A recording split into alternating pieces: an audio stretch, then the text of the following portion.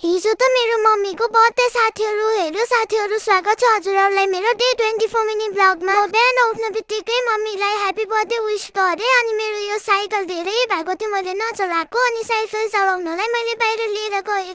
मन्दिरको नजिक आएपछि मैले साइकललाई पार्क गरेर एकछिन मन्दिरभित्र गएर भगवानजीलाई दर्शन गरे घन्टी बजाएर त्यसपछि सबै भगवानजीलाई एकैपारी होलसेलमा जी गरेर म निस्किएँ मन्दिरबाट निस्किएर म फेरि साइकल पार्किङ गरेको ठाउँमा गएर साइकल चलाउन थालेँ।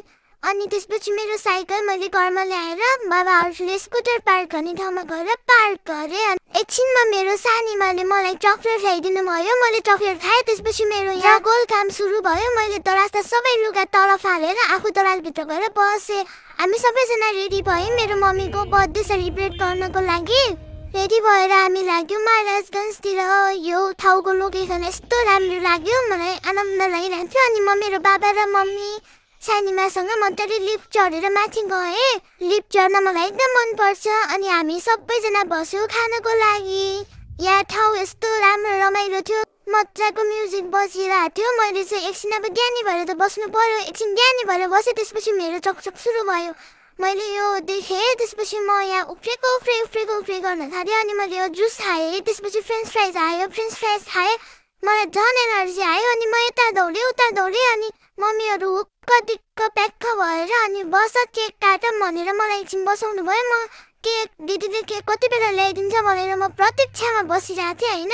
फाइनली केक आयो साथीहरू। अनि मैले छिटो काट भन्दै बसिरहेको थिएँ र मेरो मम्मी चाहिँ प्रिन्सेस भएर बसिराख्नु भएको थियो। अनि म मम्मीसँग बस्न गइहालेँ साक्कै बोल्दै किन भन्दाखेरि छिटो केक खान पाइन्छ नि त। तर फोटो खिच्दा के गर्दा यति ढिलो गरिराख्नु भएको थियो। अनि त्यसपछि क्यान्डल बालेर हामीले ह्यापी बर्थडे भन्यो। अनि मम्मीले विश माग्नुभयो। त्यसपछि हामीले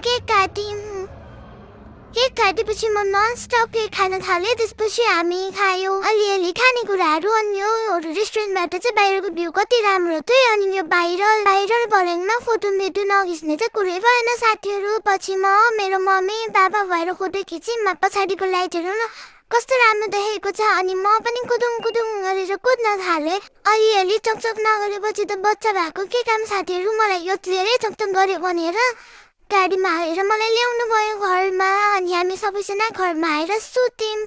गुड नाइट साथीहरू। Thank you so much for watching.